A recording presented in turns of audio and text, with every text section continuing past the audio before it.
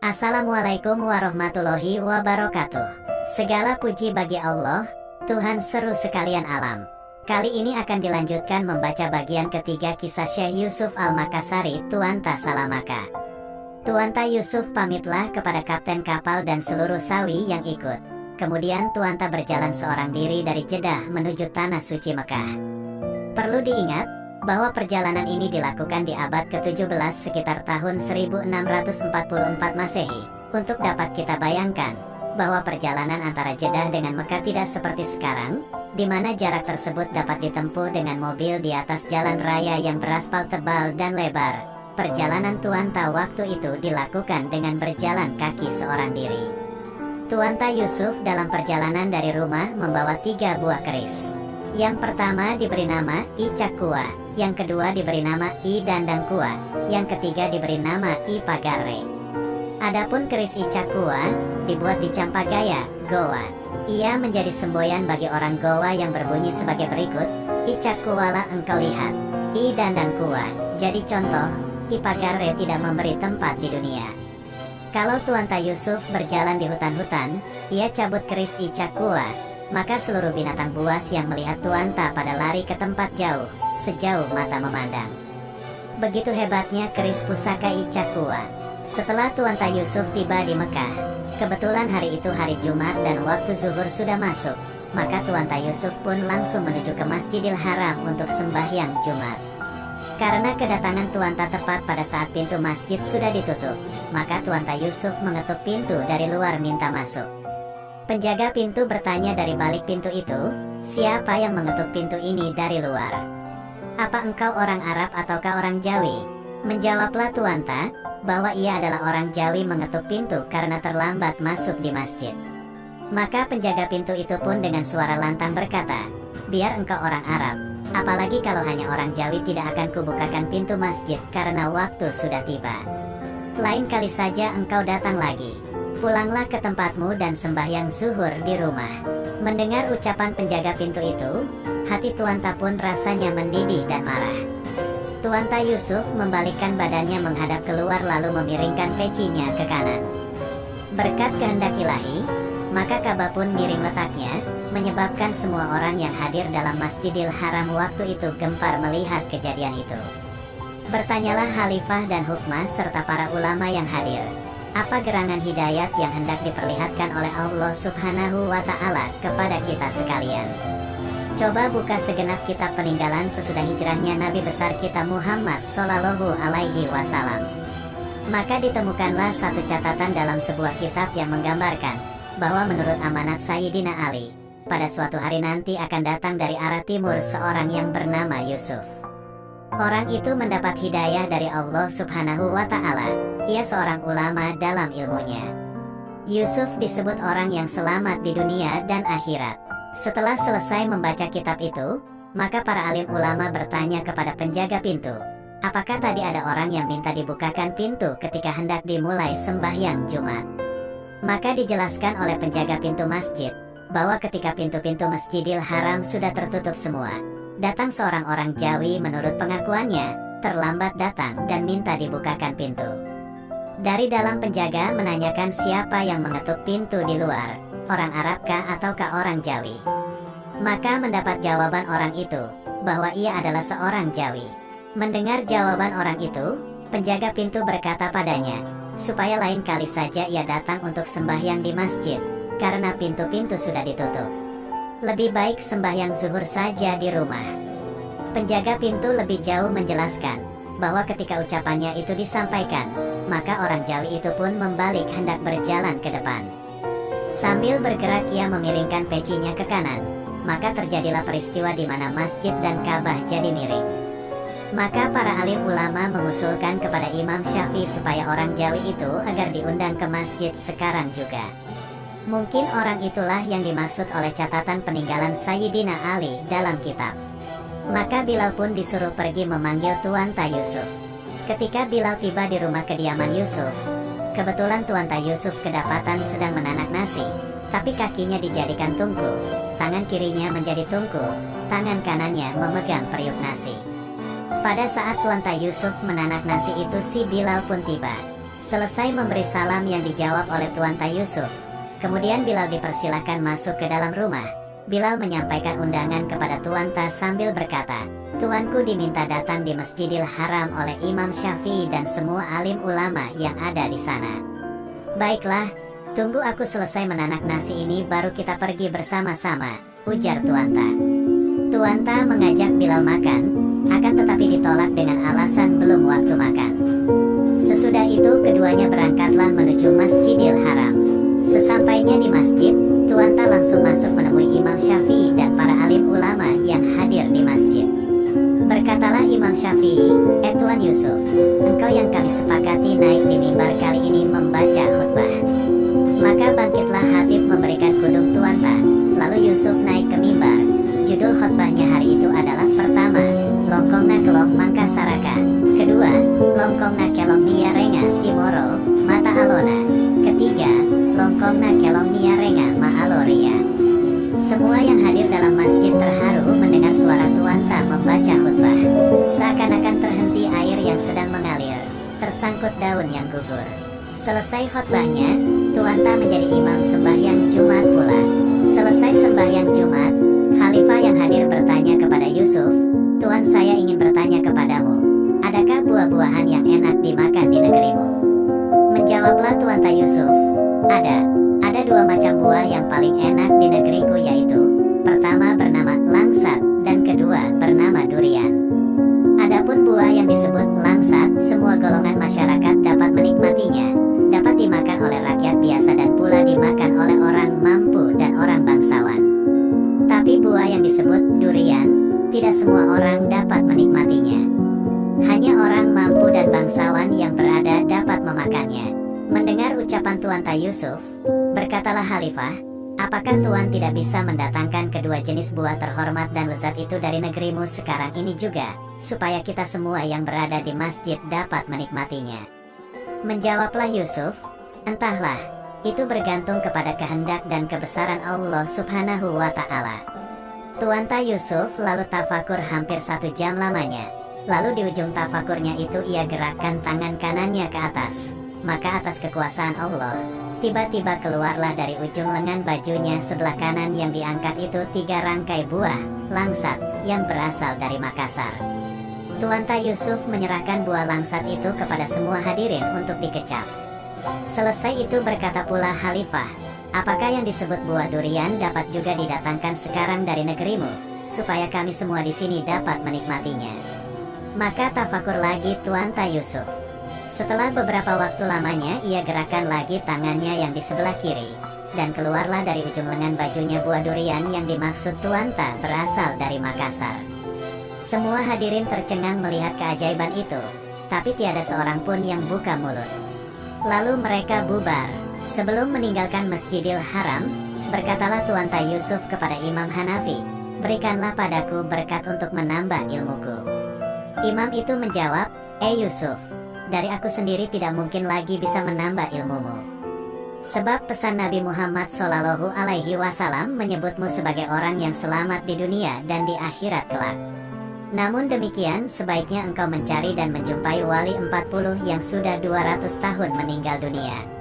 Demikianlah Tuan Ta Yusuf mulai mengadakan perjalanan siang dan malam, turun gunung naik gunung mencari wali 40 yang dimaksud. Baru setelah ia berkelana selama 40 hari 40 malam, barulah Tuan Ta Yusuf tiba di sebuah bukit batu, di mana ia bertemu dengan wali 40 yang dicari. Baru saja Yusuf muncul di puncak bukit, ia dipanggil oleh wali penghuni bukit itu dan ditanya hendak kemana Yusuf pergi. Yusuf mendekat kemudian berkata kepada wali itu, "Berilah padaku berkat ya wali." Wali menjawab, "Tidak perlu lagi aku tambah ilmumu, karena sudah cukup tinggi." Tapi Tuan Ta Yusuf masih mendesak pula. Akhirnya wali itu minta Tuan Ta Yusuf menganga. Lalu diludahi oleh wali itu, sambil berkata, "Kini lebih sempurnalah ilmumu Yusuf. Namun sebaiknya engkau menemui dan berguru pula pada rajanya wali yaitu Abdul Qadir Jailani, 750 tahun meninggal dunia dari sekarang. Tapi aku berpesan, bila dalam perjalanan nanti engkau temukan hal-hal yang membingungkan bertobatlah kepada Allah Subhanahu wa Ta'ala. Jangan engkau lupa akan kekuasaan Tuhan yang Maha Kuasa." Berjalanlah Tuanta Yusuf seorang diri siang dan malam, mencari tempat kediaman rajanya wali yang disebut Abdul Qadir Jailani. Dalam perjalanan, Tuanta menemukan berbagai macam kekayaan Tuhan di dunia ini.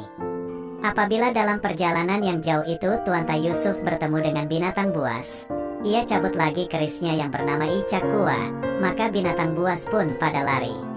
Sebab itu Tuanta Yusuf tidak pernah takut dan gentar, tetap ia berani dalam perjalanan. Beberapa hari lamanya Tuanta Yusuf berjalan, tibalah di sebuah gunung yang disebut Gunung Jailani tempat Abdul Qadir Jailani tinggal. Yusuf berjalan terus sampai ke puncak gunung. Di sana ia melihat sebuah rumah yang hanya satu batang tiangnya di tengah-tengah. Maklumlah Tuanta Yusuf di dalam hati, bahwa pastilah rumah itu tempat tinggalnya wali besar Abdul Qadir Jailani. Sesampainya di rumah itu, ia lihat seseorang sedang sembahyang, maka berhentilah Yusuf di belakangnya sambil menunggu orang itu selesai sembahyang. Begitu selesai sembahyang, orang itu menoleh ke belakang dan berkata, Yusuf, apa gerangan maksudmu datang di tempatku ini?" Dijawab oleh Yusuf, "Memang saya datang kemari menyediakan diri untuk menjadi hamba sahayamu dan mohon diberi berkat." Yusuf terus yakin bahwa yang diajak bicara itu adalah wali besar Abdul Qadir Jailani yang ia cari. Berkatalah wali Abdul Qadir Jailani, "Aku kira engkau sudah bertemu dengan wali 40 dan ulama besar lainnya." Yusuf menjawab, "Memang benar demikian, tetapi saya tidak tenang di dalam hidup apabila saya tidak sampai kepada tuanku." Sejak itu Yusuf tinggallah di rumah wali besar Abdul Qadir Jailani. Ketika tiba waktu maghrib, maka Yusuf disuruh oleh Abdul Qadir Jailani berwudu untuk ikut sembahyang maghrib. Yusuf menengok kiri kanan dalam rumah dan di tanah sekitar rumah itu tidak ada tempat atau kolam air tempat berwudu. Ia mulanya ingin menanyakan kepada wali Abdul Qadir Jailani di mana tempat berwudu, akan tetapi kemudian ia merasa malu dan segan. Oleh sebab itu Tuanta Yusuf tafakur memohon kepada Allah semoga kolam air untuk berwudu ada di dalam rumah itu. Demi kekuasaannya, ketika Tuanta Yusuf membuka matanya kembali, kolam air sudah ada di depannya. Yusuf lalu berwudu, kemudian ia pergi sembahyang di belakang Syekh Abdul Qadir Jailani. Kejadian itu rupanya adalah cobaan pertama. Keesokan harinya di pagi buta Tuanta Yusuf dipanggil oleh gurunya, Wali Abdul Qadir Jailani, pergi ke kali menangkap ikan. Yusuf membawa keranjang ikan yang memang sudah tersedia, kemudian mengikuti gurunya dari belakang. Ketika mereka sampai di kaki bukit Jailani, wali itu pun melempar jalannya ke kali. Tidak lama kemudian wali itu menyuruh Yusuf turun ke air, karena jala itu rasanya tersangkut di dalam air. Mendengar perintah itu, Yusuf turun ke kali yang nampak airnya sangat dangkal. Tetapi setelah masuk ke kali, ternyata airnya dalam sampai ke leher. Malah kemudian Yusuf harus berenang mencari di mana jala itu tersangkut. Air kali itu sangat dingin. 2-3 kali gurunya berteriak supaya jalannya diangkat oleh Yusuf dari dasar kali. Namun Yusuf sendiri bingung entah bagaimana caranya ia tarik jala itu, sebab ia sendiri tidak sampai ke dasar kali. Maka Yusuf pun tafakur di dalam air berdoa kepada Allah Subhanahu wa Ta'ala. Tak lama kemudian ia pun berteriak ke atas kepada gurunya, supaya jala itu ditarik karena dengan kekuasaan Tuhan jala itu telah lepas dari sangkutannya. Ketika jala itu tiba ke atas, nampak banyak sekali ikan di dalam jala. Berkatalah gurunya, "Marilah Yusuf kita pulang, masukkan ikan itu ke dalam keranjangmu." Baru 3 ekor ikan dimasukkan ke dalam keranjang. Keranjang itu sudah penuh. Maka wali itu mengatakan bahwa ikan selebihnya yang tidak dapat masuk ke dalam keranjang buang saja kembali di kali. Dalam hati Yusuf amat sayang, ikan yang sudah ditangkap dengan susah payah dibuang kembali ke sungai. Tapi Yusuf sendiri takut mengemukakan pikirannya itu kepada gurunya Wali Abdul Qadir Jailani. Sesudah itu mereka pulanglah ke rumah. Sesampai di rumah, berkatalah Wali Abdul Qadir Jailani, "Pergilah engkau bakar ikanmu Yusuf, lalu makan dengan nasi." Tuanta Yusuf kembali heran di dalam hati, melihat bahwa kiri kanan di rumah itu tidak ada sumber api yang dapat ia pakai untuk membakar ikan.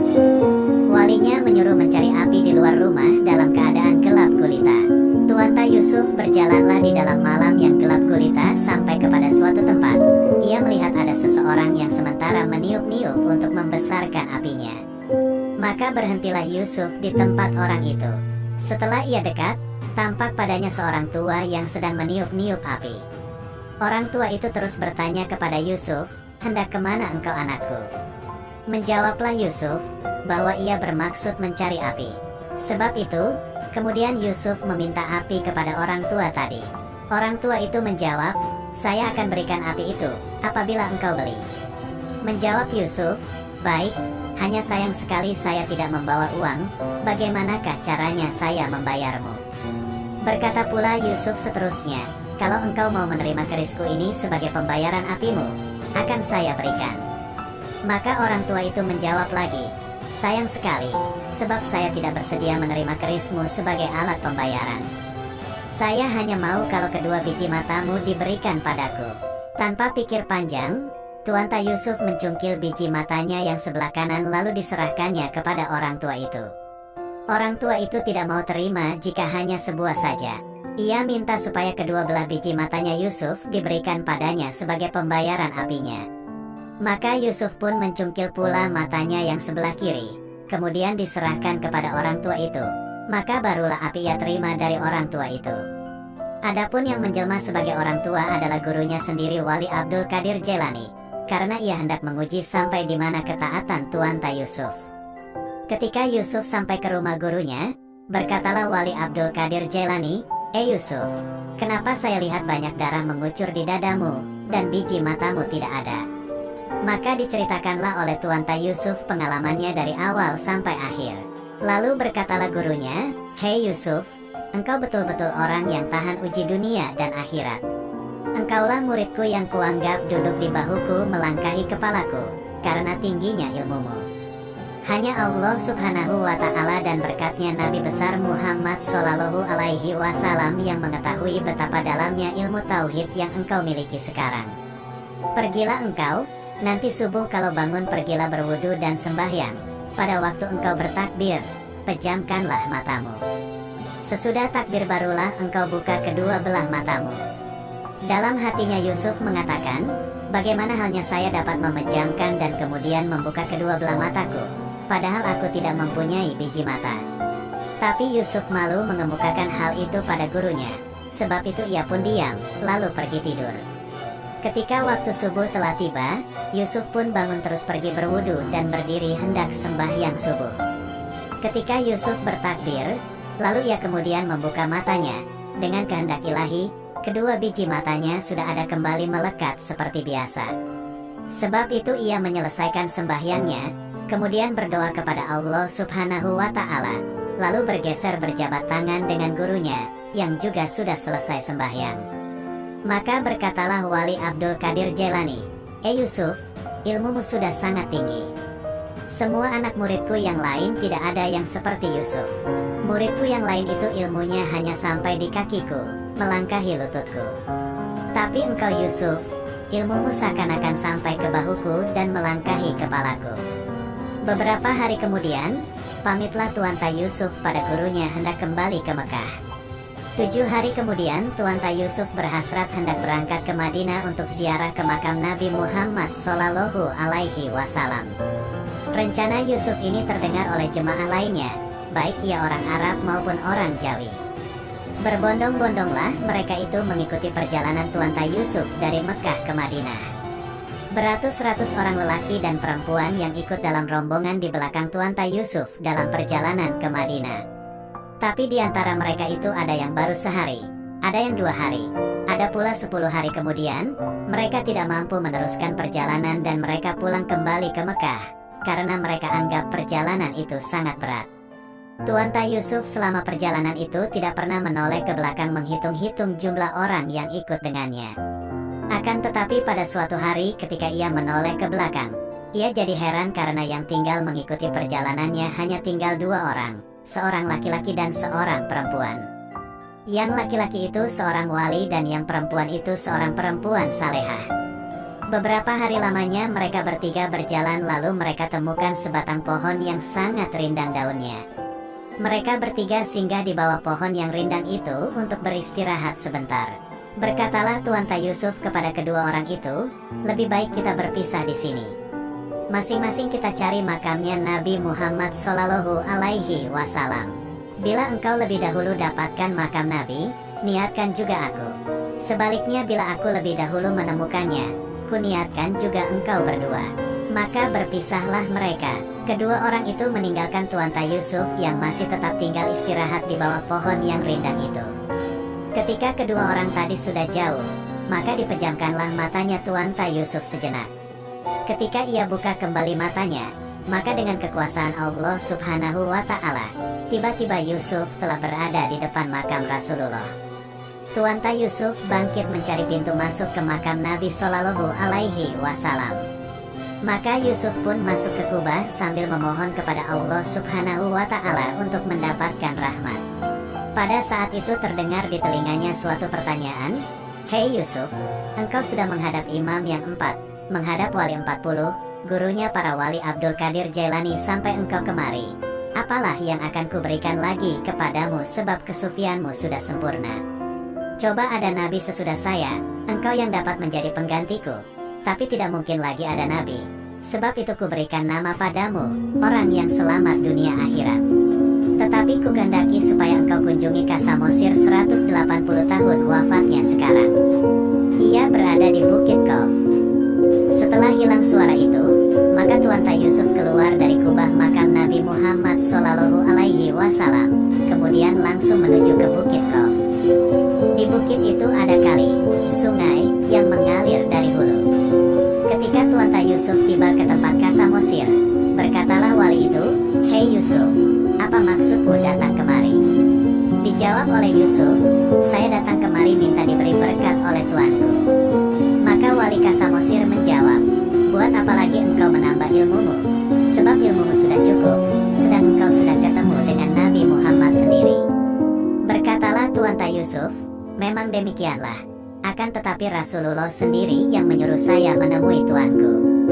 Maka berkatalah Kasamosir, "Kalau begitu, baiklah aku suruh padamu berjalan menyusuri kali itu ke hulu. Dan jangan engkau berhenti jika engkau belum sampai ke hulunya." Mendengar perintah itu, Tuanta Yusuf pun turun ke kali itu, kemudian berjalan menuju ke hulu. Adapun kali itu airnya dalam sampai ke leher. Sampai 40 hari lamanya ia berjalan, barulah ia sampai di hulu. Warna air kali seperti kesumba merah, rasanya air kali itu ada 3 macam, manis, seperti minyak dan sangat dingin rasanya. Namun demikian, selama Tuanta Yusuf berjalan di air itu ia tidak pernah gelisah dan bersusah hati. Ia selalu gembira dan tawakal kepada Allah Subhanahu wa Ta'ala. Bila waktu sembahyang tiba, maka Yusuf naik lagi ke darat untuk melakukan ibadah salat. Sesudah sembahyang ia turun lagi ke kali berjalan menuju ke hulu. Ketika Tuanta sampai ke hulu, dari hulu datang air dengan derasnya menghempas Tuanta Yusuf, sehingga ia dengan susah payah merangkak memegang di batu. 40 hari 40 malam Tuanta Yusuf merangkak-rangkak memegang di batu sehingga habis kukunya. Maka ia tutup matanya mendoa kepada Allah Subhanahu wa Ta'ala. Akhirnya ia tiba-tiba kembali ke puncak bukit itu. Disinilah ia dengar suara seperti suara Nabi Muhammad yang menyuruh ia pulang ke Mekah, sebab ilmu yang ia miliki sekarang sudah sempurna. Alkisah, tidak lama kemudian Tuanta Yusuf kembali lagi ke Mekah. Maka tersiarlah kabar kedatangan Tuanta Yusuf. Bahkan berita tentang ketinggian ilmunya tersebar di seluruh tanah Arab. Berita kemasyhurannya ini sampai kepada Syekh Mas'ud. Syekh ini mengumpulkan pengikutnya dan memberitakan tentang ketinggian ilmunya Tuanta Yusuf. Mereka itu sepakat berangkat bersama-sama ke Mekah menemui Tuanta Yusuf.